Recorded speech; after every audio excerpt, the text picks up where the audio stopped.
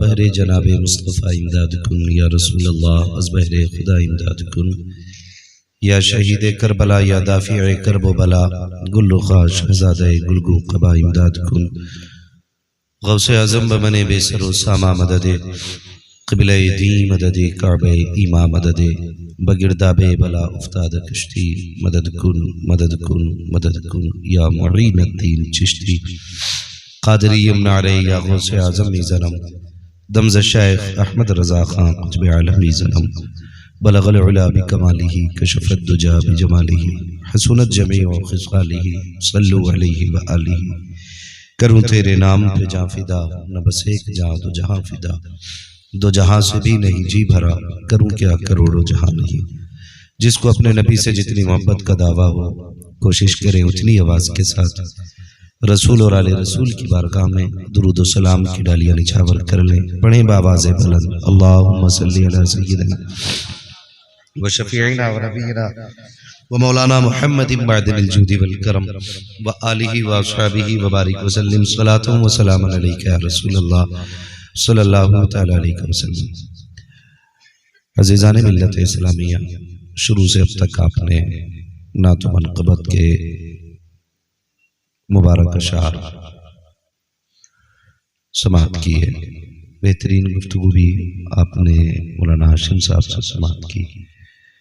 थोड़ी देर के लिए मैं भी हाजिर खिदमत हूँ। नक़ीब अहले सुन्नत हज़रत हाफ़िज़ क़ारी मौलाना मेराज रज़ा बरकाती साहब और शायर अहले सुन्नत भाई शमीम रज़ा साहब क़िबला, इन तमाम तर लोगों से नात व मनक़बत और गुफ्तगू समाअत की है। अल्लाह रब्बुल इज़्ज़त हम सबको हक़ बोलने, हक़ सुनने और हक़ पर अमल करने की तौफ़ीक़ अता फ़रमाए। आज की ये महफ़िल भाई हाफिज़ बिलाल साहब के वालिद मरहूम के इसाले सवाब की नज़र से नियत से सजाई गई है। अल्लाह रब्बुल इज़्ज़त आज की महफ़िल के सदक़े में मरहूम की मग़फ़िरत फ़रमाए। अल्लाह का शुक्र एहसान है, उसने हमें और आपको सुन्नी बरेलवी बनाया है और हम हुजूर से मोहब्बत करने वाले लोग हैं। ये हम लोग जो अक्सर मिलाद महफिल ये जो सजाते हैं, ये एक खाली रस्म नहीं है, ये बड़ी बरकत की महफिलें होती हैं, बड़ी बाबरकत महफिलें होती हैं। अल्लाह इन महफिलों के सदक़े में हमारे मरहूमीन की मग़फ़िरत फरमा देता है। और ये सुन्नियों का मुक़द्दर है, हमारे यहाँ मैयत होती है तब भी हुजूर की महफिल सजती है, और अल्लाह बेटों को जवान कर दे और सेहरे पहना दे तब भी हम हुजूर की मिलाद किया करते हैं। इसलिए कि हम सुन्नियों का अपना नज़रिया और अपना अक़ीदा यह है कि मरने की तरफ देख न जीने की तरफ देख, जब चोट लगे दिल को मदीने की तरफ देख। हमें तो हर हाल में हुजूर का मदीना याद आता है। हम लोगों का अक़ीदा यह है कि हमारी खुशियाँ भी हुजूर के कदमों से शुरू होती हैं और हमारे गमों का इलाज भी हुजूर के मदीने से मिला करता है। इसलिए हम अपनी खुशी में भी हुजूर की महफिल सजाते हैं और अपने गम में भी हुजूर की महफिल सजाते हैं। फरमाया गया कि जब जहां पे भी हुजूर की महफिल सजती है, अल्लाह उस जमीन को जन्नत की क्यारी बना देता है उतने वक्त के लिए जब तक वहां पे हुजूर के जिक्र या हुजूर की बातें होती है। और खाली जमीन अच्छी नहीं होती है, अल्लाह के फरिश्ते भी आते हैं, अपने परों का साया करते हैं। जब वापस जाते हैं ना और अल्लाह की बारगाह में वापसी हाजिरी होती है, तो जिन फरिश्तों के पास से गुजरते हैं ना, वो उनसे रोक के पूछते हैं, बताओ कहाँ गए थे? वो कहते हैं तुम्हें क्या पता? वो क्यों पूछा? वो कहते हैं तुम्हारे बदन से ऐसी खुशबू आ रही है कि हमने ऐसी खुशबू कभी पहले नहीं सूंघी थी। तो फरिश्ते कहते हैं हम जमीन पे गए थे और वहां मदीने वाले की बातें हो रही थी। ये जो खुशबू है ना, उनकी महफिल की खुशबू है। ये बड़ी बाबरकत महफिल है। फिर रब की बारगाह में हाजिरी होती है। हम सुन्नियों का अकीदा यह है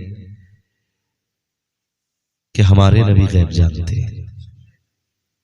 बोलो है कि नहीं? हमारे नबी गैब जानते हैं। हम यहाँ बैठे हैं, हुजूर चाहें तो यहाँ चल के आ सकते हैं, और अगर वो आना मुनासिब ना समझे तो लेटे लेटे अपने मजार से यहाँ तक देख सकते हैं। हम कोई प्रेशर, कोई दबाव नहीं देते कि महफिल सजी है तो वो जरूर आएंगे। वो खादिम नहीं है, वो आका है, और आका मातहत नहीं होता है, आका खुद में हाकिम होता है। उनकी मर्जी है, वो चाहे तो आ जाए और वो चाहे तो वहां लेटे लेटे मुलाहिजा फरमा ले।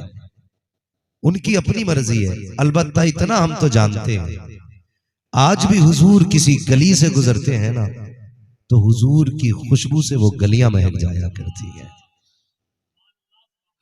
तो हुजूर अगर चाहे तो आ सकते हैं, और अगर वो ना आना चाहे तो लेटे लेटे वहां से मुलाहिजा फरमा सकते हैं। मेरे महबूब ने फरमाया, अगर कोई मुझ पे दिल से दुरूद पढ़ता है तो अपने कानों से सुनता हूं, और अगर बेदिली से कोई दुरूद पढ़ता है तो फरिश्ते ला के मुझे उसका दुरूद सुनाया करते हैं।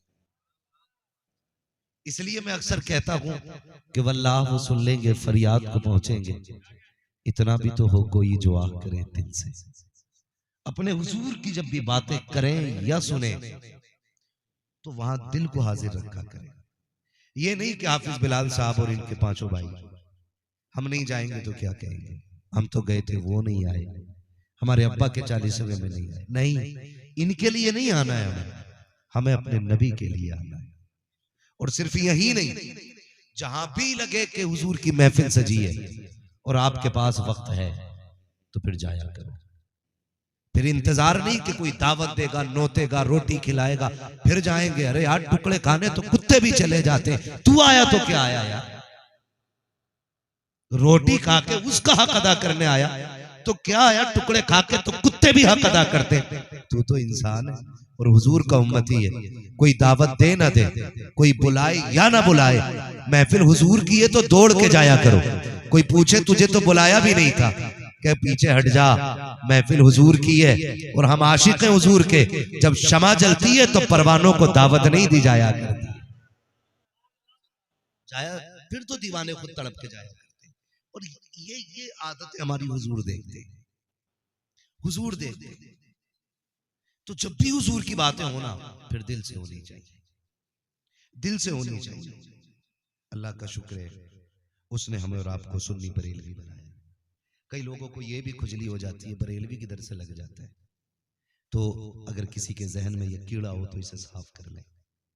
याद रखिएगा, कोविड वैक्सीन जानते हैं ना, जानते हैं कब लग रही थी? जब कोरोना था।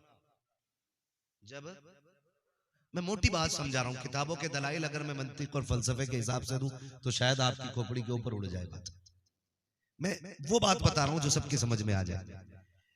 वैक्सीन कब लग रही थी? जब कोरोना था। जब से कोरोना गया वैक्सीन आई, तज़किरा कहीं हो रहा है, कोई खरीद रहा है, कोई बेच रहा है, नहीं ना। कोरोना से पहले वैक्सीन थी, कोविड नहीं थी ना। स्टेज वाले भी बोल रहे हैं तो मेहंदी नहीं छूटेगी फोटो की आपको। हाँ, वैसे आप अगर एहतिकाफ की नियत करके बैठे तो तब भी बड़ी बरकत महफिल रहेगी। तो उससे पहले कोविड थी, वैक्सीन नहीं थी ना। कब आई? जब कोरोना आया। और कब खत्म हो गई? जब कोरोना खत्म हो गया। मसलक आला हजरत कब लगा? जब वहाबियत ने जन्म लिया और इमाम अहमद रजा ने मुंह तोड़ जवाब दिया, तभी तो मसलक आला हजरत का नारा लगा। उससे पहले मुजद्दिद अल-फसानी कब? जब अकबर ने दीन इलाही का ऐलान किया, तब मेरे रब ने मुजद्दिद अल-फसानी को पैदा फरमाया। और जब तक अकबर का सितम चलता रहा, मुजद्दिद अल-फसानी का कलम चलता रहा। जब जब उसकी फिक्र अंगड़ाई लेती रही, तब तब मुजद्दिद अल-फसानी का जिक्र अंगड़ाई लेता रहा। और जब वहाबियत ने जन्म लिया और जब नबी को अपने जैसा कहा गया, नबी को मर के मिट्टी में मिलने वाला कहा गया माज़अल्लाह, तब बरेली की जमीन पर इमाम अहमद रजा ने जन्म लिया। और याद रखिएगा, जब जब वहाबियत अंगड़ाई लेगी तब तब तब इमाम अहमद रजा का तज़किरा होगा। जब तक वहाबियत के तज़किरे होते रहेंगे तब तक मसलक आला हजरत का नारा लगता रहेगा। आज वहाबियत खत्म हो जाए, आज मसलक आला हजरत के नारे की जरूरत रखी है, तो इससे चढ़ने की जरूरत रखी है, इसे पकड़ने की जरूरत है। इसलिए कि जब अकबर से लड़ना पड़ेगा तो मुजद्दिद अल-फैसानी की जरूरत है, अगर वहाबियत से लड़ने पड़ेगा तो बरेली के अहमद रजा की जरूरत पड़ेगी। नारे तकबीर, नारे रिसालत, मसलके आला हजरत, नारे तकबीर, नारे रिसालत। अभी वहाबियत खत्म हुई है? नहीं ना। जब खत्म नहीं हुई है तो फिर बरेली वाले का भी नारा लगता रहेगा। हाँ, लेकिन तकलीफ ये है कि हम अपने आप को सुन्नी कहते हैं और अपनी हकीकत ही नहीं समझते, है ना।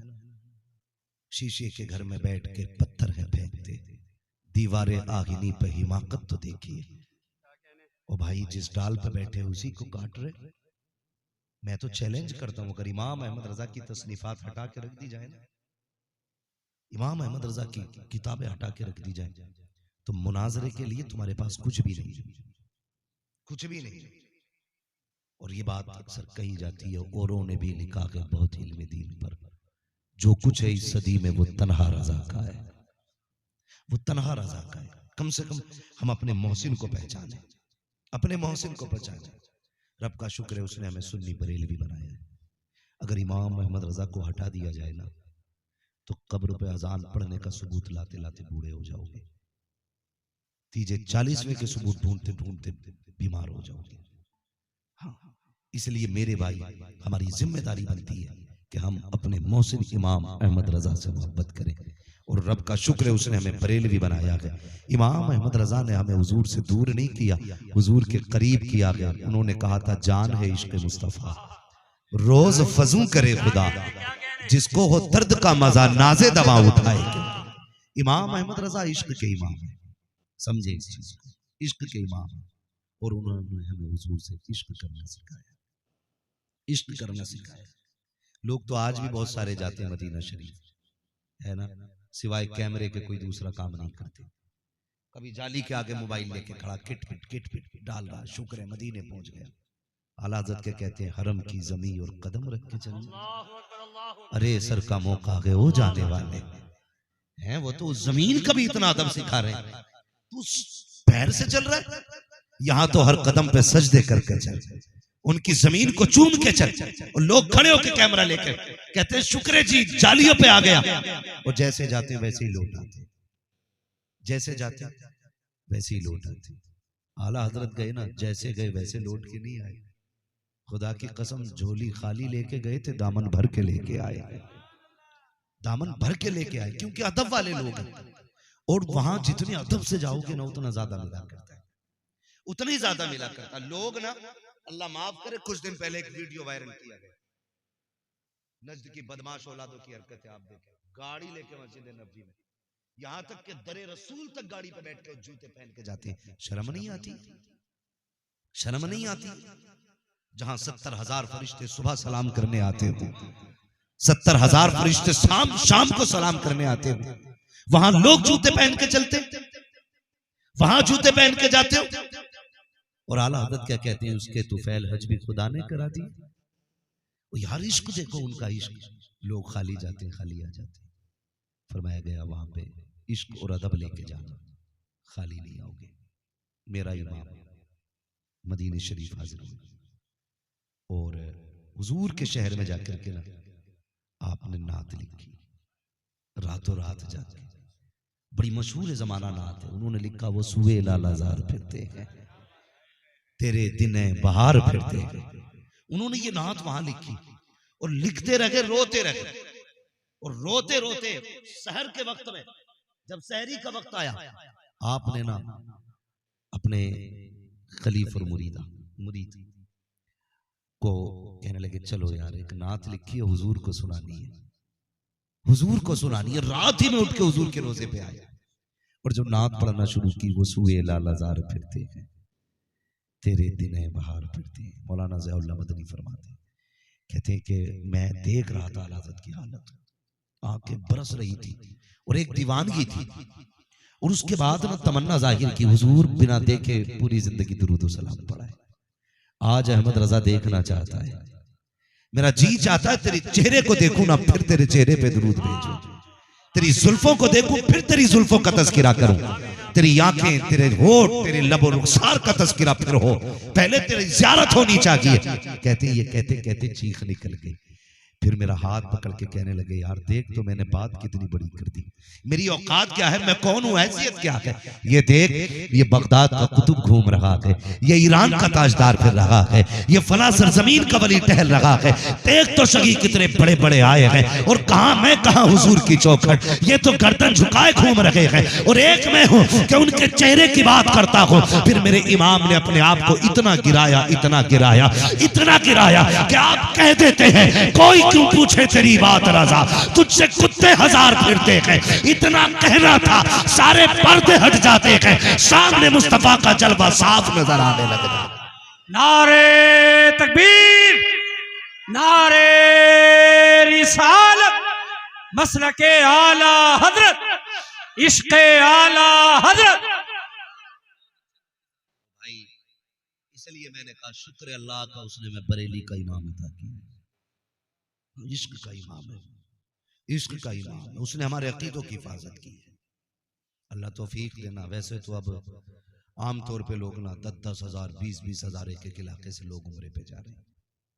अल्लाह ले जाए ना किसी को मुकद्दर से हुजूर के रोजे पे, तो फिर अदब करना, अदब करना। ये देखना कहाँ खड़े हो, कभी ख्वाब में भी नहीं सोचा था हमारे कदम इस जमीन तक आएंगे, सोचा भी नहीं होगा।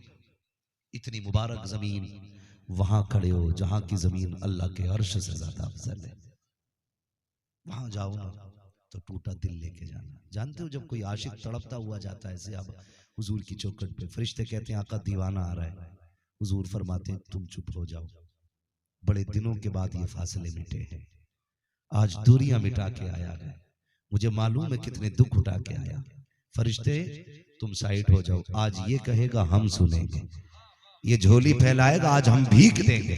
और जब हुजूर देने पे आते हैं ना, तो बरेली वाले ने कहा था कौन देता है देने को मुंह चाहिए, देने वाला है सच्चा हमारा नबी। लोग कहते हैं जी हज करके जब से आया और ज्यादा डंडी मार रहा है, जब से उम्रा करके आया झूठ डट के बोल रहा है, तो समझो हाजिरी कबूल नहीं हुई है, कोई गलती कर बैठे। वरना दीवाने हुजूर के मदीने पहुंच जाए, मुकद्दर ले जाए हुजूर के रोजे। मुझे एक बात याद आ गई, बड़ी प्यारी बात है। बंदा गरीब था मगर जूतियां सिलता था, उसने ना एक पैसा इकट्ठा किया और इस आरज़ू पे कि कभी तो हुजूर के मदीने हाजिरी होगी। बाल काटता था गालिबन और हुजूर के रोजे की तमन्ना थी, उसने ना जायज तरीके से बाल काटे, एक एक सिक्का इकट्ठा किया और फिर हुजूर के रोजे गया, हाजिरी दे के वापस आया ना, लोग उसको देखते थे कि उसने काम भी छोड़ दिया, फिर आंखें बंद करके बैठा रहता था। किसी ने कहा चाचा यार जब से मदीने से लौटे हो कभी आंख खुली नहीं देखी, अक्सर बंद करके रहते हो, बात क्या है। उसकी आंख में आंसू आ गए, कहने लगा यार ये राज है, राज रहने दो। कब बताओ ना जब से मदीने से आए हो आंख क्यों बंद रखते हो। उसने कहा इसमें बात यह है कि जब मैं हुजूर की जालियों पे पहुंचा ना, तो एक जमाना था तड़पते हुए गुजरा, एक मुद्दत बीत गई थी हुजूर के रोजे को अखबारों में, इश्तिहारों में, कैलेंडरों में देखते देखते। तमन्ना ये थी जब पहुंचूंगा ना तो फिर जालियों से लिपट के हाले दिल सुनाऊंगा, जब जाऊंगा तो उनकी जालियों से लिपटूंगा, जब कलेजा उनकी जालियों से लगेगा तो ये मुद्दतों की लगी आग बुझाएगी। का जब हुजूर के रोजे पे पहुंचा, मैंने तोड़ के हुजूर की जालियों को छूना चाहा, क्योंकि एक जमाने का फासला था, बर्दाश्त न कर सका, तोड़ लगा दी ताकि छू, तो वहां पे मुतव्वा खड़ा था, उसने मेरी कलाई पकड़ी, उसने कहा बाबा हराम हराम, कि ये जो हराम है जो तू कर रहा है बिद्दत बिद्दत का, ये कह के उसने कलाई पकड़ी, मैंने झटका दिया, तोड़ के हुजूर की जाली को पकड़ा, उसने फिर झटका दिया पीछे, कहा मैं मजबूत कलाई का बंदा, पुराना चावल था, उसने कोशिश की हाथ न छुड़ा सका, कहा फिर उसने अपनी लाठी उठाई और इस जोर से मेरे हाथ पे लाठी मारी कि उसके दर्द से मैं बेहोश होके गिर जाता हूं। कहता फिर मुझे होश नहीं था, मेरे साथ क्या हुआ, कहता लेकिन तकदीर ने करम ये किया, जैसी बेहोश हुआ हूं इधर आंख बंद हुई है, मुकद्दर की आंख खुल जाती है, क्या देखता हूं कि इधर गिरा हूं उधर हुजूर की गोद में सर रखा हुआ है, मेरे नबी ने हाथ पकड़ा है, जहां चोट लगी थी उस जगह पे आका हाथ रख के कहते हैं यार दर्द हो रहा है ना, बड़ी चोट लग गई है। तब इतना कहा, हुजूर आना चाहता था, उसने आने न दिया।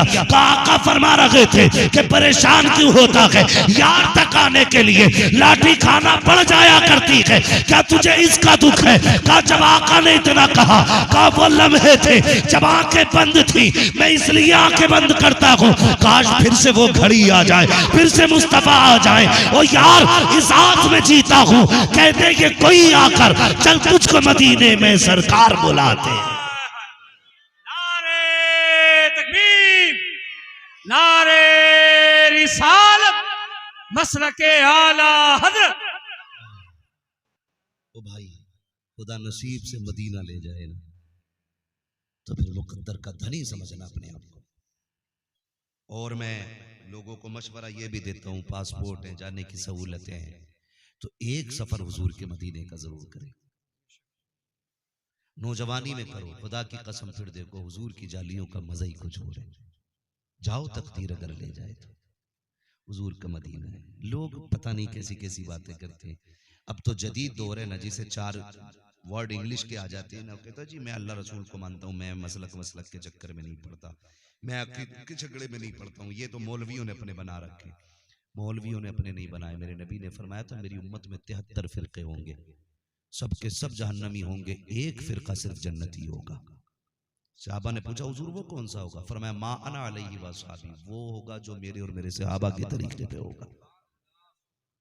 शुक्र अदा किया करो, अल्लाह ने हमें वो तरीका दिया है जो सहाबा का तरीका है, जो हुजूर के अहले बैत का तरीका है, हमें उसी तरीके पे अल्लाह ने रखा हुआ है।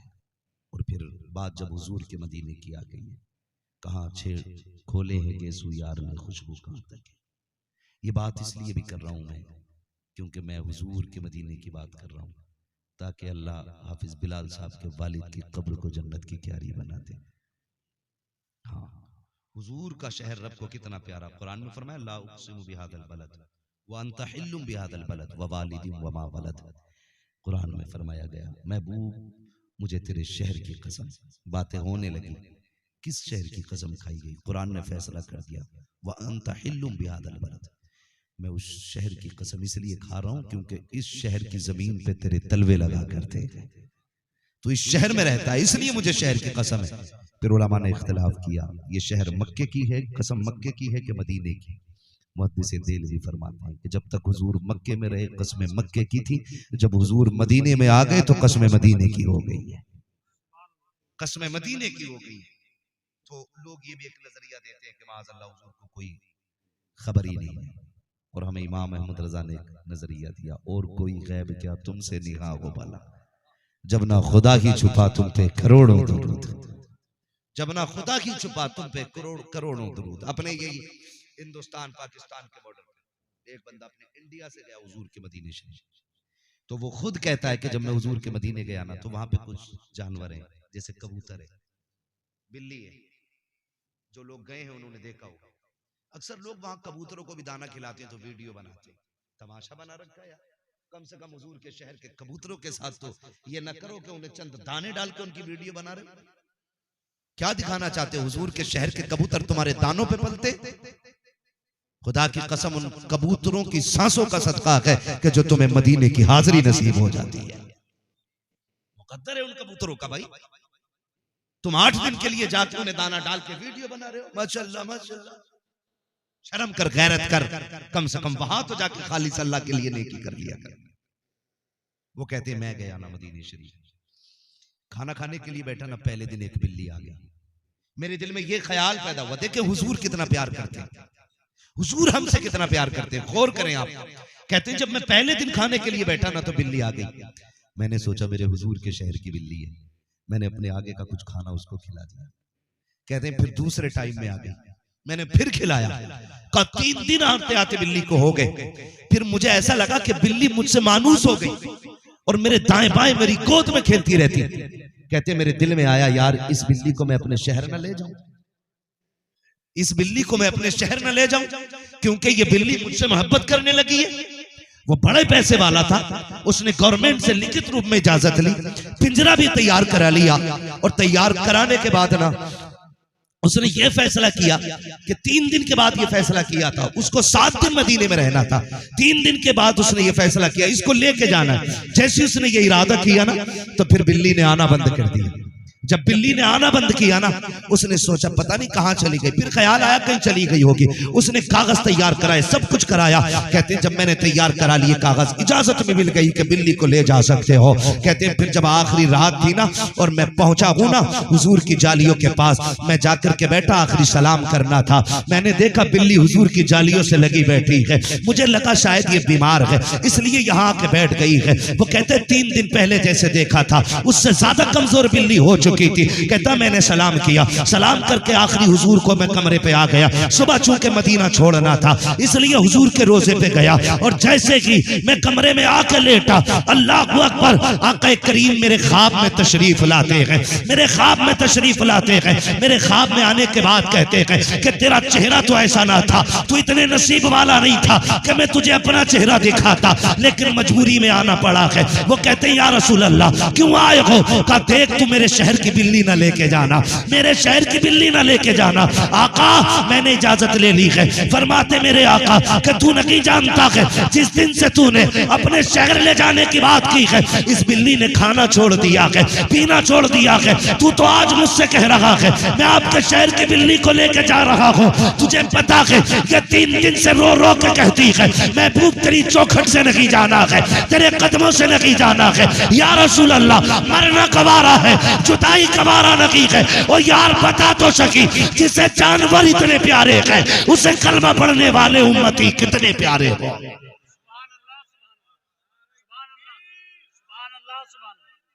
जिंदाबाद जिंदाबाद सुभान अल्लाह। आता है फकीरों पे उन्हें प्यार कुछ ऐसा, खुद भीख दे और खुद कहे मंगते का भला हो।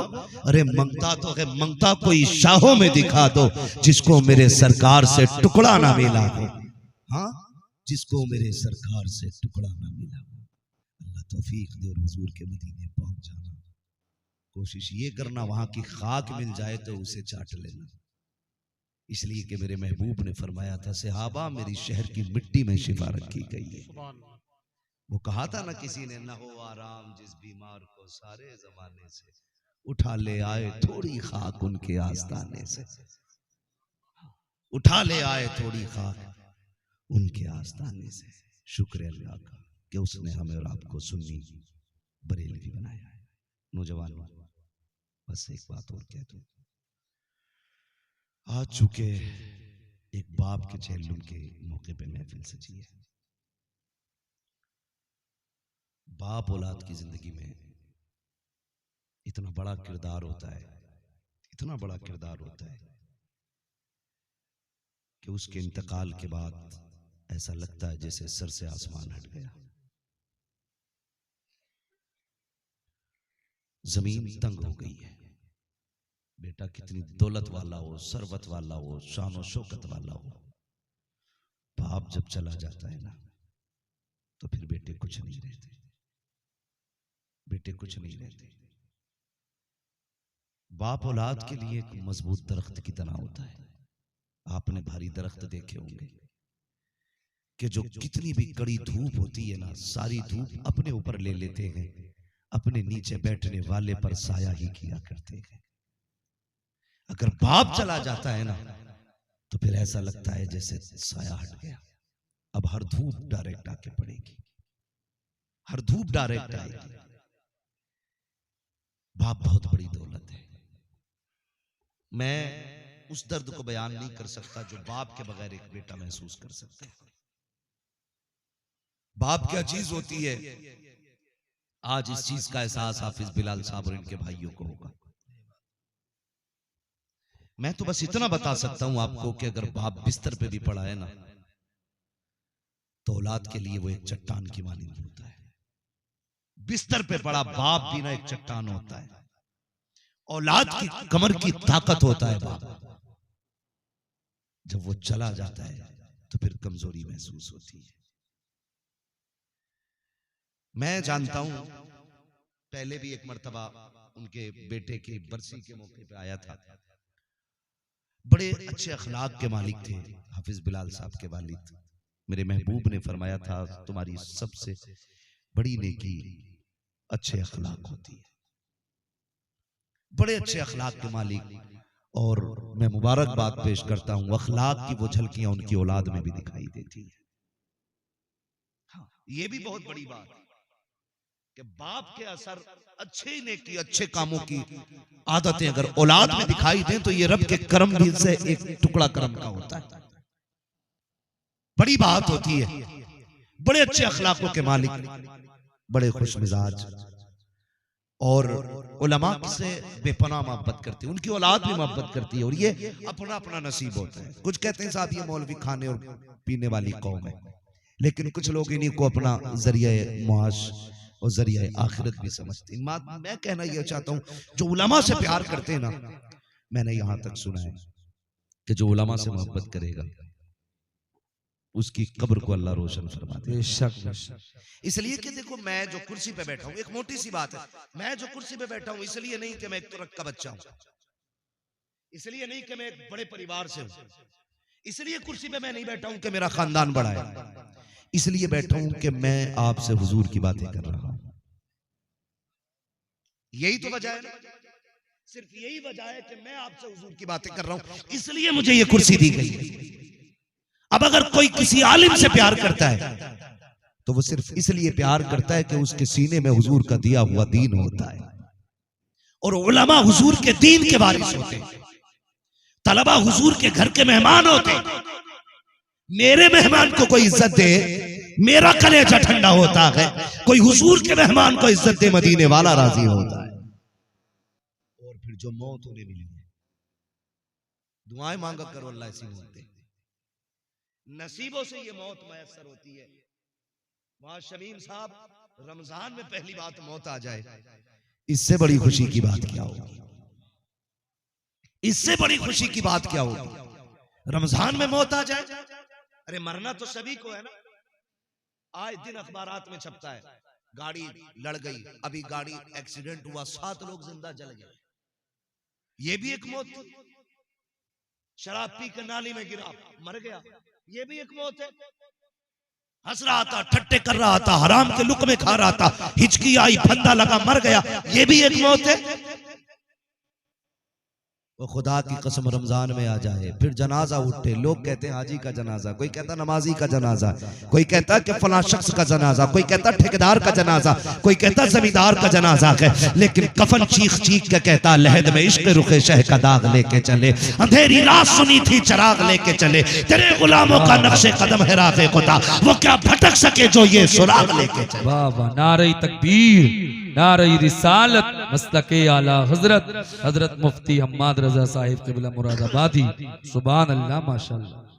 भाई नसीब की बात है, नसीब की बात है। और ये तो अल्लाह का करम है कि मिट्टी सबकी अच्छाइयों और बुराइयां छुपा लेती है। कितनी भी बड़ा पापी है, मिट्टी डाल के आओ, अल्लाह ने राज बंद कर दिया। कब खुलना? कयामत में। अच्छा था तो ये राज भी कयामत में खुलना है, और बुरा था तो ये राज भी कयामत में खुलना है। अल्लाह से दुआएं मांगा, अल्लाह ऐसी मौत दे के कब्र में हिसाब ना देना पड़े, वरना बड़ी मुश्किल घड़ी है कब्र की, बड़ी मुश्किल घड़ी है। यकीनन ये उलमा से प्यार या उनकी कोई नेकी तो थी जिसने इस मुबारक महीने में आखिरत के सफर की सादत बख्शी है। हाँ, आखिरत की सादत, सफर की सादत बख्शी है। याद रखिएगा, उलमा से प्यार करना, अगर उनके एक वस्फ पे बात की जाए कि वो उलमा से बहुत प्यार करते थे, तो अगर इस पे आप गौर करें, हमारी कौम समझती नहीं है, कहते हैं इसके मजे आ रहे हैं, बड़ा मालदार हो रहे हैं। एक बंदा दिखा दो जो मदरसों से, मदरसे वालों से प्यार करता हो और वो कभी भूखा सोया हो, एक घर दिखा दो। बेशक मेरी समझ से, मेरे इल्म के मुताबिक मौलाना बिलाल साहब, मैं जितने लोगों को ऐसों को जानता हूं जिन्होंने उलमा से प्यार किया है, अल्लाह ने उनकी रोजियों में बरकतें की। बेशक सुभान रोजियों में बरकतें की हैं। लोग हिसाब लगाते हैं, पता नहीं रातों रात कहां से ला रखा है। शायद ब्याज का धंधा होगा, सट्टा लगाता होगा, जो चैन से घर भी बैठा खा भी रहा है। जानते हो ये कितनी बरकतें, और ऐसी बरकतें कैसी मिला करती हैं, आप अंदाजा लगाइए। अगर दुनिया की बात मैं आपसे करूं, फरमाया गया जो अल्लाह के नाम पे किसी को एक देता, अल्लाह उसे 10 अता फरमाया करता है। हजरत मूसा कलीमुल्लाह तूर पे जा रहे थे, रास्ते में बंदा मिला, उसने कहा सुनो मूसा किधर जा रहे हो? कहा रब से बात करने के लिए। कहा तुम तो कलीम हो ना? कहा हाँ। कहा फिर मेरी भी एक अर्जी लेके चले जाओ। कहा क्या? कहा मेरी भूख इतनी है और मेरा आज तक पेट भर के मैंने खाना नहीं खाया है, रोजाना एक या आधी रोटी मिलती है। जाओ अपने रब से जाके कह देना एक दिन में मुझे मेरे हिस्से की सारी रोजी दे दी जाए, ताकि मैं एक दिन पूरा पेट भर के खा तो सकूं।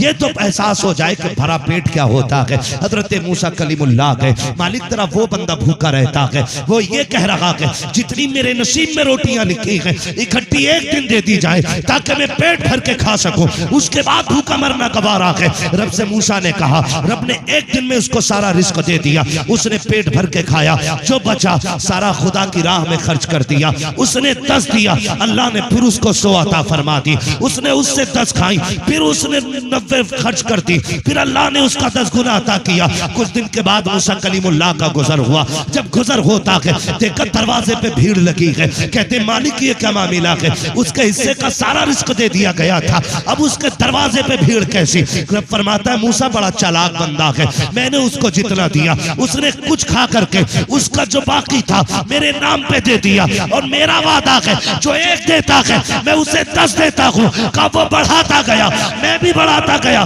का मालिक कब तक देगा? का जब तक वो देता रहेगा मैं 10 गुना उसको बढ़ा के ज्यादा देता रहा। नारे तकबीर, नारे रिसालत, मसलके आला हजरत, अजमत मुस्तफ़ा मुफ्ती हम्माद रजा साहिब क़िबला मुरादाबादी। सुभान अल्लाह। ये कंडीशन है हमारी। वो कहते जी तौहीद बयान करो, तुझे आती है तौहीद? अल्लाह पे भरोसा तेरा बता कितना पक्का है, वो बताओ ना हमें। रब की जात पे कितना भरोसा करते हैं हम? फसल अगर अच्छी हो जाती है ना लहलहा के, जब निकल के आता कहता अल्लाह का शुक्र है, जम यही और बड़ी हुई करम है अल्लाह का। भाई है वो क्या कहते हैं, जब वो बाल आने लगती है तो उसको क्या गोफा बोलते हैं, गमोदा क्या बोलते हैं उसको? है गमोदा। गमोदा कहते हैं अल्लाह का शुक्र है बड़ा अच्छा लग रहा खेत। और जब फल पूरी बाल निकल आती है ना, लोग कहते हैं यार प्रधान बड़ा खेत बढ़िया, मेहनत लगी है। भूल गया रब को। आप कह रहे हैं तुझे पता कौन सी डाई डाली थी?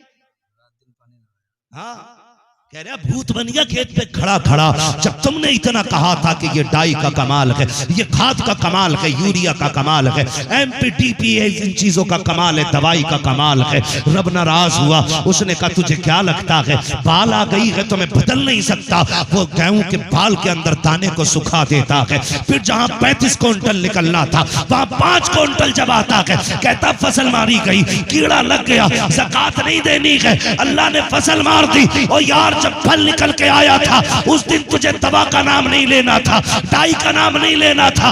अब बता किधर गई तेरी डाई, कहां गया तेरा खाद, कहां गई तेरी मेहनत? जब बाल निकली थी तब भी ये कहता खुदा ने दिया है, खुदा की कसम पिछले सारे नुकसानों को वो एक फसल के अंदर भरपाई करके पूरा करने की ताकत रखता। बेशक नारे तकबीर, नारे रिसालत, मसलके आला हजरत। सुभान अल्लाह माशाअल्लाह। ये कंडीशन है हमारी।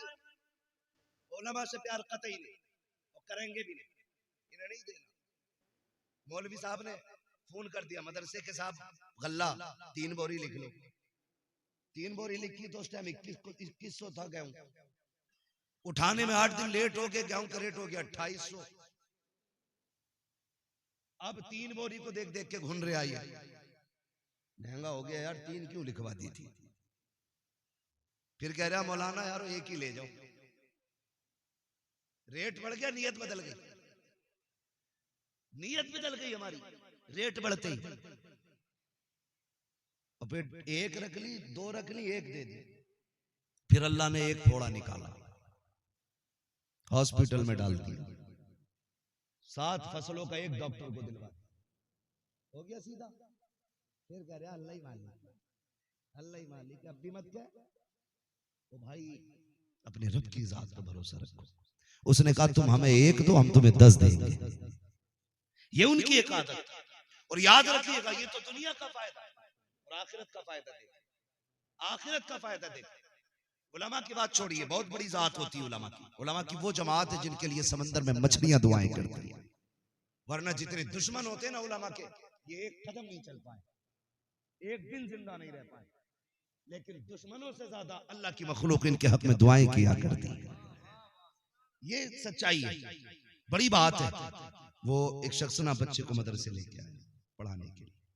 बच्चा छोटा था, मदरसे पहुंचे तो मदरसे वालों ने कहा कि भाई खाने का खर्चा मदरसा नहीं उठा पाएगा, हमारा कोटा फुल हो गया, कोटा फुल हो गया।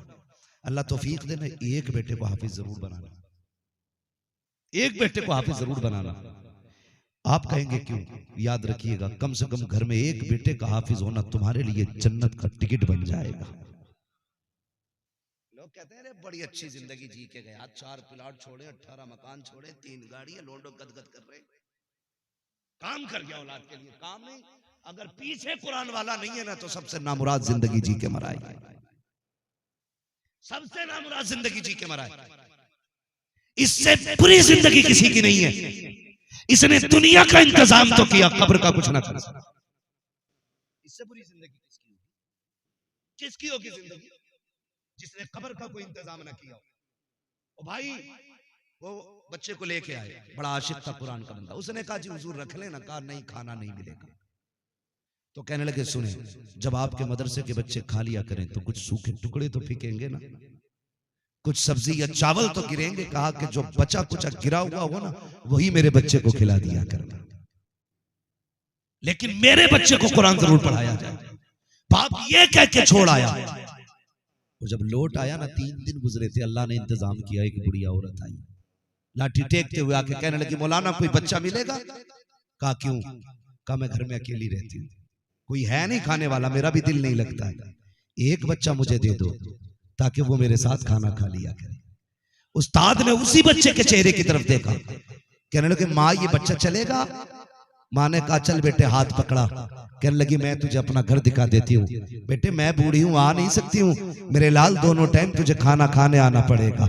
बच्चे को घर दिखाया। फिर क्या था, बुढ़िया माँ को बच्चे वाला माँ वाला प्यार देती थी, बच्चे को रोज को खाना खिलाती। लेकिन जानते हो कमाल क्या था उस औरत का?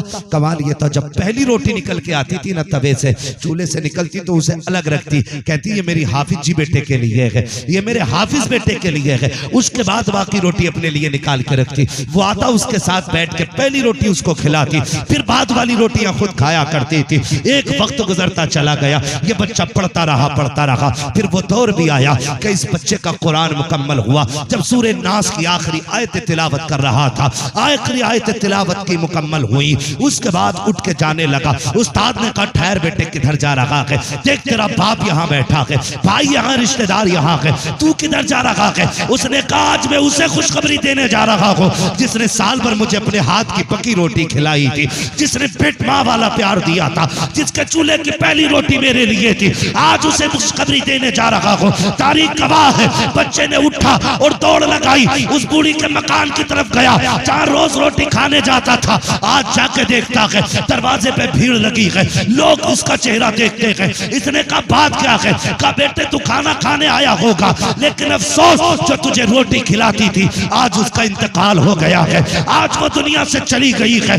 इतना सुनना चीख निकल जाती है।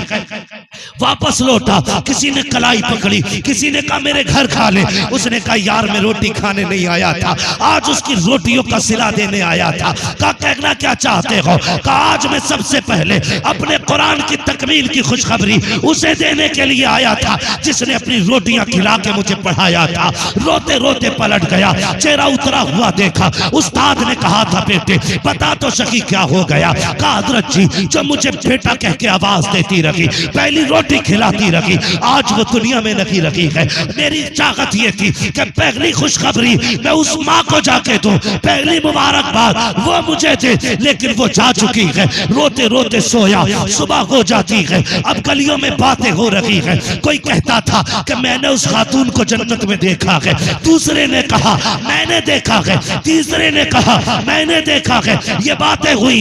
एक कहने लगा यार मैंने तो बात भी की थी। मैंने उससे पूछा बता तुझे जन्नत कैसे मिल गई। उसने मुस्कुरा के कहा कि तुम जन्नत की वजह पूछते हो, मैं कुरान वाले को अपने चूल्हे की पहली रोटी खिलाती रखी, इसी के सदके में रब ने मुझे जन्नत अता फरमा दी। सुभान अल्लाह। नारे तकबीर, नारे रिसालत, मसलके आला हजरत, अजमत मुस्तफ़ा, अजमत कुरान, ख्वाजा का हिंदुस्तान, हजरत मुफ्ती हम्माद रजा मुरादाबादी, उलमाए अहले सुन्नत। सुभान अल्लाह।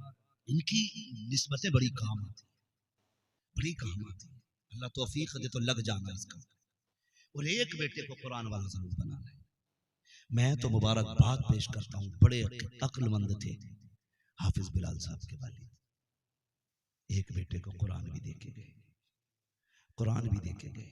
और बेटों से भी गुजारिश करूंगा, एक बाप कितनी मेहनत से औलाद को पढ़ाता है, कितनी मेहनत से पढ़ाता है। याद होगा ना, हमें सभी को याद होगा, हम छोटे थे, हमने कहा अब्बा मेला जाना है, कंधे पे बैठा के 3-3 किलोमीटर अब्बा मेले लेके जाते थे।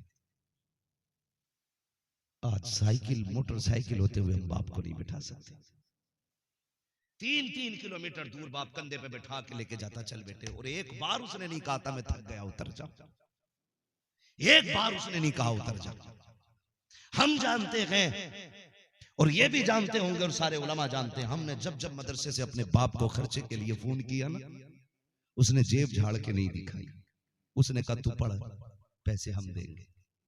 वो कहां से लाया ये वो जानता है, कैसे किया ये वो जानता है, सिर्फ इसलिए ताकि मेरी औलाद को कुरान आ जाए। ये सोच के बेटों पे मेहनत की बाप ने। मैं तो हाफिज बिलाल साहब से एक बात कहूँ और हर हाफिज बेटे से एक बात कहूँ, वो बाप जो पूरी जिंदगी बेटे को कुरान पढ़ाने में मेहनत लगाता है ना, लेकिन वो इतना मसरूफ रहता है कि अपने बेटे से पूरा कुरान नहीं सुन पाता। उसे मौका ही नहीं दिया जिंदगी में। बच्चों के खर्चे, घर की जरूरतें कभी उसे चैन से लेटने नहीं देती। जब वो लेटने लगा तो फिर हम घर से बाहर निकल गए, इतना मौका ही नहीं मिला। कभी हम बाप से कहते अब्बा जो कुरान तूने पढ़ाया ना आज सुन ले। ओ भाई ये मौका बिस्तर पे नहीं मिलेगा। बाप कब्रिस्तान चला जाए ना, दुनिया मिट्टी डाल के आ जाए तो तुम्हें लौट के नहीं आना है। कहना अब्बा आज तू भी फुर्सत में है, तेरा बेटा भी फुर्सत में है। जिस दिन के लिए तूने कुरान पढ़ाया था ना, आज तेरा बेटा तुझे कुरान पढ़ के सुनाएगा। मैं तो कहता हूँ खुदा की कसम, इस दिन के लिए बाप बेटों को कुरान पढ़ाता है, इस दिन के लिए बच्चों को कुरान पढ़ाया जाता है। बैठ फिर बाप की कब्र पे अलहम्द से लेके वन्नास तक पढ़ता चला जा। कब्र की जितनी मुश्किलें होंगी सारी आसान होती चली जाएंगी। मैं तो दावे के साथ कहता हूँ, अगर बेटा बाप को कुरान सुनाएगा, खुदा की कसम एक एक आयत के सदके में खुदा तेरे बाप की कब्र पे इतनी रहमतें बरसाएगा, टूट के बाद में आएगा। अल्लाह तेरे बाप की कब्र को जन्नत पहले बना डाले। वाह वाह, नारे तकबीर, नारे रिसालत, अज़मत मुस्तफ़ा, अज़मत कुरान। आज उन्हें काम आया कुरान, आज उनके काम आ गया। सुनाओ फिर एक दिन बैठ के अब्बा को कुरान। अब्बा सुनो ना, बहुत दिन हो गए तुम्हें कुरान सुनाने आया, तुम्हें कुरान सुनाने आया। जब पढ़ोगे खुदा की कसम खुदा की रहमत नाजिल होगी, खुदा की रहमत नाजिल होगी। इसलिए मैं कहता हूँ कम से कम एक बेटे को कुरान दे दो और फिर सारे बाकी के भाई के चल भाई कोई मसला नहीं है, तू कमा या ना कमा, तू हमारे लिए बख्शिश का सामान बन जा बख्शिश का सामान। तेरा कितना खर्चा हम उठाएंगे, तुझे बस कुरान पढ़ पढ़ के सुनाना। जब तक जिंदा रहे घर में कुरान पढ़, जब चले जाएं तो कब्रों पे कुरान सुनाने आना। कहो ये इनसे और ये आपके काम आएगा। इसलिए मेरी गुजारिश है एक बेटे को कुरान से पढ़ा दीजिए ताकि आखिरत का सामान बन जाए, वरना बड़ी बेबसी है, बड़ी बेबसी है। कितना दुख होता होगा उस बाप को कब्र में लेटते वक्त जब उसके बेटे को मिन्हा खलकनाकुम व फीहा नुईदुकुम पढ़ना नहीं आता होगा।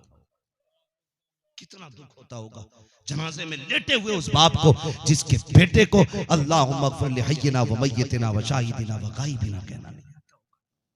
वो तड़पता होगा जनाजे में, काश आज मौका मिल जाता उठने का, मैं गिरबान पकड़ के पूछता इस दिन के लिए पाला था मैंने। मजा तो तब है जनाजे में बाप लेटा हो, मुसल्ले पे बेटा खड़ा हो, इसके हाथ उठते हो, वो कहता हो वाह मालिक मेरी मेहनत रंग ले आई है, मेरा बेटा मुसल्ले पे आ गया है। और हम तो ये कहते हैं शागिर्द, जो दर्द बाप के लिए बेटे के सीने में होगा वो पीर के सीने में मुरीद का दर्द नहीं होगा, उस्ताद के सीने में शागिर्द का दर्द नहीं होगा, शागिर्द के सीने में उस्ताद का दर्द नहीं होगा। मजा तो तब है जब मुसल्ले पे बेटा खड़ा हो, जनाजे में बाप लेटा हो, और ये जब नियत बांधने के लिए आए, इसे बाप की कुर्बानियां याद आए, बाप की मेहनतें याद आए, ये आंखों में आंसू भर के कहे मालिक बख्श दे इसे। ये वो लेटा है जिसने कुरान की उजरत नहीं मांगी, ये वो लेटा है जिसने तालीम का बदला नहीं लिया। आज मैं रो के कहता हूँ इसे बख्श दे, वो इतना करीम है, तेरी भीगी पलकों को देखेगा, आंसू गिरने से पहले तेरे बाप की मग़फ़िरत फरमा दे। और बाप बेटे का रिश्ता मरने के बाद भी नहीं टूटता है, मरने के बाद भी नहीं टूटता है। अल्लाह आपको सलामत रखे। तो जाते रहना बाप की कब्र में। हर भाई की जिम्मेदारी अगर जो यहाँ रहता है वो हर जुमे को बाप की बारगाह में हाजिर है। वक्त है तो अपनी सुबह का आगाज बाप की कब्र से करना। हाँ, बाप की कब्र से करना। वो तुमने नहीं माफ पड़ा है हुजूर, मैंने नजर मानी थी कि अगर मेरी ये नजर पूरी हो गई ना तो मैं जन्नत की चौखट चूमूंगा। हुजूर जन्नत मिले न मिले पता नहीं किधर जाना है, क्या होना है। हुजूर नजर मेरी वो मुराद पूरी हो गई है। नजर कैसे पूरी होगी? फरमाने लगे बाप जिंदा है, कहानी इंतकाल हो गया। फरमाया कब्र याद कहाँ है? वो भी याद नहीं। फिर हुजूर कब्र भी याद नहीं का गुमान करना, जहां कब्र हो ना, जहां कब्र का गुमान हो। फरमाया बाप की कब्र के पैरों की तरफ चूम लेना, वो जन्नत की चौखट का नीचे का हिस्सा है। और बाप की कब्र का सरहाना चूम लेना, वो जन्नत की चौखट का ऊपरी हिस्सा होता है। अपनी सुबह का आगाज बाप की कब्र से कर। हम तो खुल के कहते हैं। मैं एक बंदे को जानता हूँ, नाम नहीं लूंगा क्योंकि ये सोशल मीडिया का दौर है, लोगों को बुरा लग जाता है। मुझसे कहने लगा कि कई दिन हो गए नुकसान पे नुकसान हो रहा है, 2-3 लाख का नुकसान हो गया 15-16 दिन में। क्या हुआ? मैंने कहा यार माँ की कब्र पे कब से नहीं गया, बाप की कब्र का तो होश ही नहीं है। लेकिन जब से दफन हुई है माँ की कब्र पे नहीं गया। मैंने कहा फिर तावीज और वजीफा ना पूछ, जा हर जुमेरात को माँ की कब्र पे जाया कर। मुझसे कहने की बजाय ना उनसे जाके कहना अम्मा दुआ कर नुकसान हो रहा है। और उन्हें राजी करने का तरीका यह है हर 8वें दिन कुरान खानी करा। वो 2 मरतबा माँ की कब्र पे गया। तीसरे हफ्ते में मुलाकात हुई, कहने लगे यार बड़ा अच्छा मशवरा दिया, खुदा का शुक्र है जब से जाना शुरू किया अल्लाह ने बरकतें अता फरमा दी। बरकतें अता फरमा दी। ये माँ बाप हो।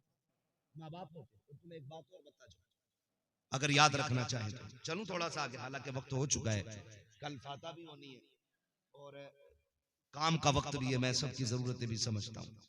हाँ, तो कब्रिस्तान में जो लोग चले जाते हैं वो अपने लोगों का नारे इंतजार तकबीर, नारे रिसालत, अल्लामा अलहाज कारी यूसुफ जमाल साहिब क़िबला।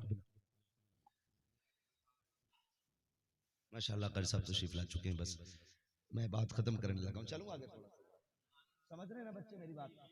मेरे लाल बहुत गौर से सुन रहे, पूरी जिंदगी काम आएगी, पूरी जिंदगी काम आएगी। जिनका वक्त गुजर गया उनका तो गुजर गया, अभी हमारा है। हम कोशिश करेंगे इन बातों पे इंशाअल्लाह अमल करने की। तो जो कब्रों में चले जाते हैं ना तो फिर वो इंतजार करते हैं, वो इंतजार करते हैं। जैसे हमारे बाप की कब्र है और हम नहीं गए और पड़ोस की कब्र वाला कोई गया है तो कहते हैं मुबारक हो यार तेरा बेटा आया है। और जब पलट के आता है तो उससे कहते हैं जा हमारे घर जाना ना, मेरे बेटे को भेज देना, उसकी बड़ी याद आ रही है। मेरे पोते को भेज देना, बड़ा प्यारा लगता था मुझे। मेरे नवासे को भेज देना, उसकी बड़ी याद आती है।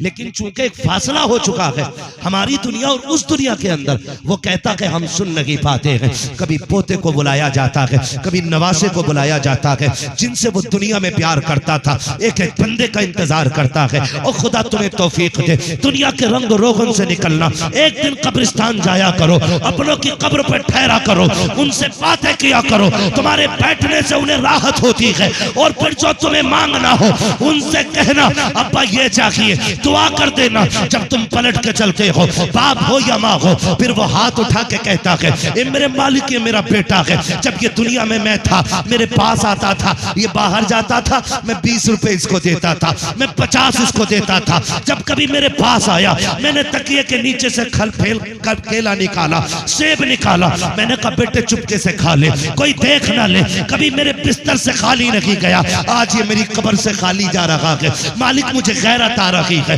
रब फरमाता फरिश्तों इससे पूछो ये चाहता क्या है। तो वो पूछता है बंदे से बता तेरी क्या मर्जी है। तो वो ये कहता है बाप अगर मेरे पास पावर होती तो मैं खाली नहीं जाने देता। ए मेरे मालिक मैं तो नहीं दे सकता, मगर तू तो दे सकता है, तू तो दे सकता है। मालिक अपने करम से दे। अल्लाह कहता फरिश्तों जब ये बाप के पास आता था वो अपनी ताकत से देता था, आज हम अपनी शायान शान इसे देंगे, हम अपनी शायान शान देंगे। फरिश्ते कहते मालिक क्या देना चाहता है। रब फरमाता इसका नाम अमाल निकाला जाए, नाम अमाल निकाला जाता है। रब पूछता बताओ इसका नाम कौन सी जमात में है। फरिश्ते कहते हैं ये जहन्नमी है। फरमाया जाता इसे जन्नती लिख दिया जाए। फिर पूछा जाता है बताओ इसकी नेकियां कितनी है, गुनाह कितने हैं। मालिक गुनाह ज्यादा है, हुक्म होता है इसके सारे गुनाहों को नेकियों में बदल दिया जाए। फिर पूछा जाता है बताओ तो सही ये जन्नती है कि जहन्नमी। का दफ्तर तो ये कह रहा है कि ये जहन्नमी है। हुक्म होता है इसे जन्नती लिख दिया जाए। पूछा जाता है ये हमारे दोस्तों में है कि दुश्मनों में। फिर आवाज आती है ए मेरे मालिक ये तेरे दुश्मनों में है। हुक्म होता है हमारे दोस्तों में नाम डाल दो। फरिश्ते कहते मालिक आज ही आया है, इतने इनामात दिए जा रहे हैं, कितना देगा। आवाज आती है चुप हो जाओ फरिश्तों, अगर मैं भी उतना दूं जितना बाप देता था तो फिर मुझ में और बाप में क्या फर्क रखेगा। मैं जमाने को बताना चाहता हूँ कि जो अपनी ताकत के मुताबिक बेटे को दे देता है वो बाप होता है, जो शायान शान देता है वो खुदाए पाक होता है। नारे तकबीर, नारे रिसालत, मसलके आला हजरत, अजमत मुस्तफ़ा, सुभान अल्लाह माशाअल्लाह। भाई अपनों की कब्रों पे जाया करें, अपनों की कब्रों पे जाया करें। आखिरी बात जो बहुत जरूरी बात है ये मैं पूरी करूं। अक्सर बाप के इंतकाल के बाद,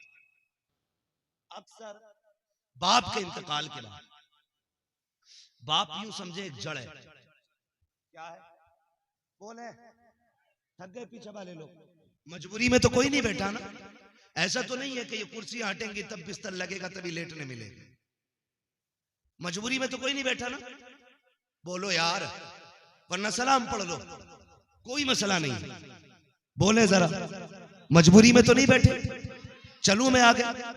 बाप एक जड़ की तरह होता है। जब बाप इंतकाल कर जाता है ना तो फिर टहनियां बिखर जाती है। जब तक बाप मौजूद रहता है ना फिर औलाद एक दरख्त से जुड़ी हुई शाखों की तरह होती है। और जब बाप चला जाता है तो वही शाखें बिखरे हुए पत्तों की मानिंद हो जाती है। मैं सारे भाइयों से गुजारिश करूंगा, बाप गया है तो ये चमन बिखरना नहीं चाहिए, ये मोहब्बतें टूटनी नहीं चाहिए, दूरियां नहीं बढ़नी चाहिए। दौलत, जायदाद, पैसा ये अपनों के सामने कुछ भी नहीं होता है। ये अपनों के सामने कुछ भी नहीं होता है। अगर किसी का भी कोई काम है और एक कमजोर है तो सारे भाई साथ लग के काम करें। लोग कहते हैं जी मौलाना मैंने अपने अब्बा के 40 में बना 50 डेगे बनवाई थी। बड़ा लोग खा के गया, बड़े लोगों ने खाया, बड़े लोगों ने खाया। अच्छी बात है गरीबों को खिलाना, कुरान वालों को खिलाना अच्छी बात है, लेकिन अमीरों को खिलाना अच्छी बात है। नोत के खिलाना ये कतई नाजायज बात है। दावत के तौर पे वलीमे की तरह दावतें देना ये कतई गलत बात है। ये मसला क्या हज़रत में मैं आपको बता रहा हूं। मैं जो बात कह रहा हूं वो समझे।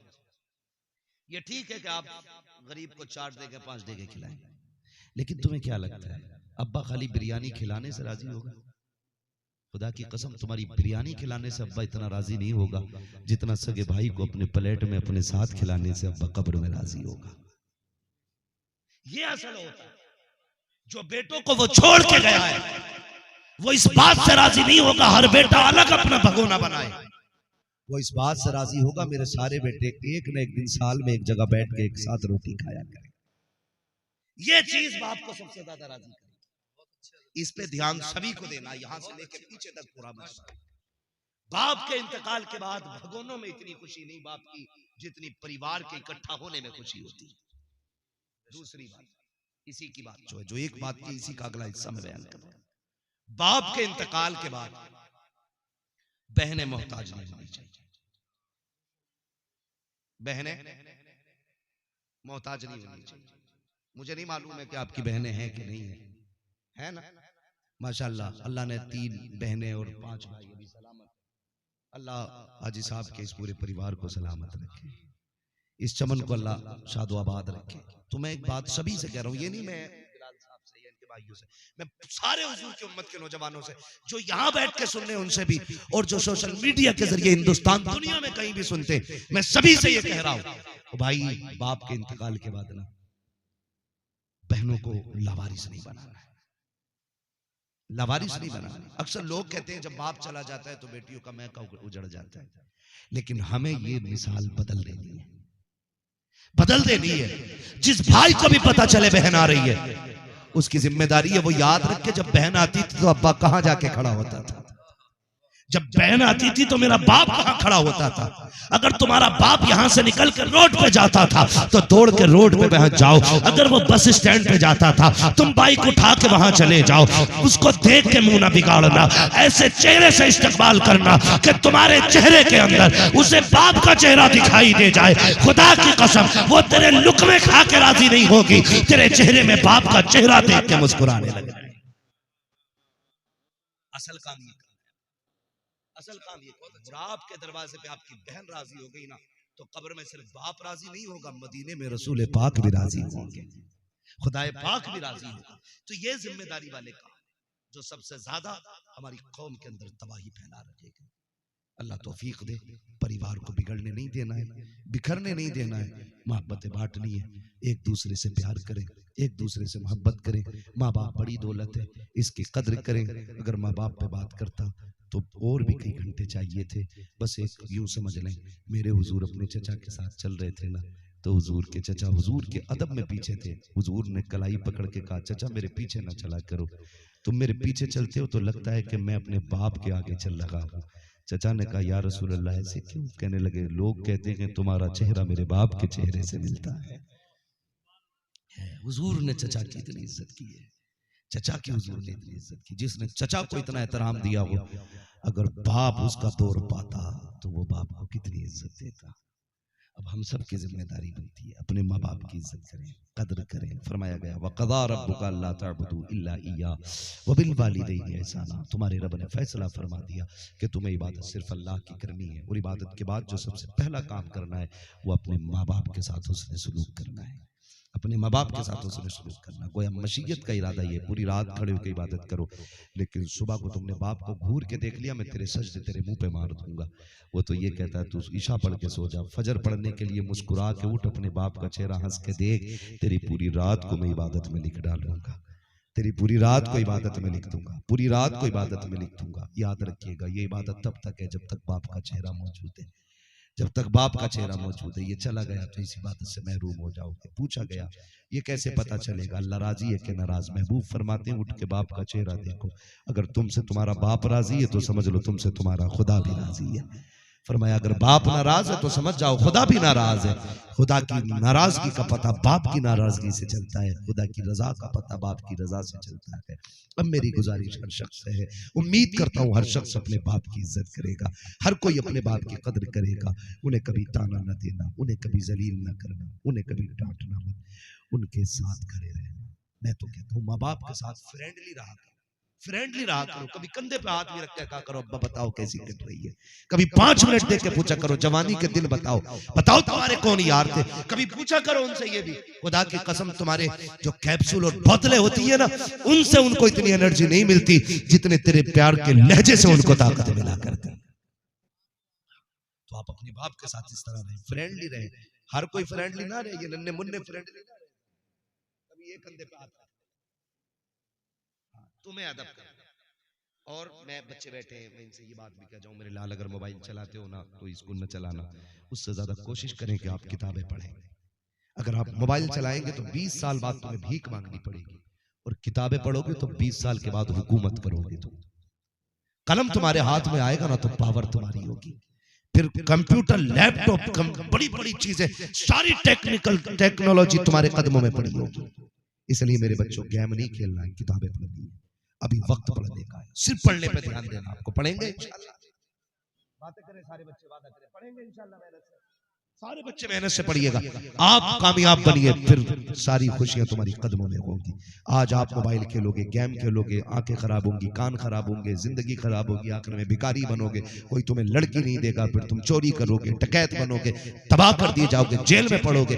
आज किताबें पढ़नी शुरू कर दो, कल हुकूमत करोगे, गाड़ियां तुम्हारे आगे पीछे होंगी, लोग तुम्हारे इशारे के मोहताज होंगे, इज्जतें तुम्हारे दाएं बाएं रहेंगी। इसलिए सारे बच्चे पढ़ें, मोबाइल फेंक दे। ये अंग्रेजों की चली हुई चालें हैं जो हमारी नस्लों को बर्बाद करना चाहती है। हम अंग्रेजों के इरादों को पूरा नहीं होने देंगे। हम वो इरादे पूरे करेंगे जो मदीने वाले ने हमें दिए थे। पहला ऐलान किया था, इक़रा बिस्मि रब्बिकल लज़ी खलक़। हम पढ़ के दिखाएंगे और जमाने को बताएंगे हम हुजूर के उम्मती हैं, हम निकम्मे नहीं हैं, बल्कि हम कामयाब कौम बन के दुनिया में आए।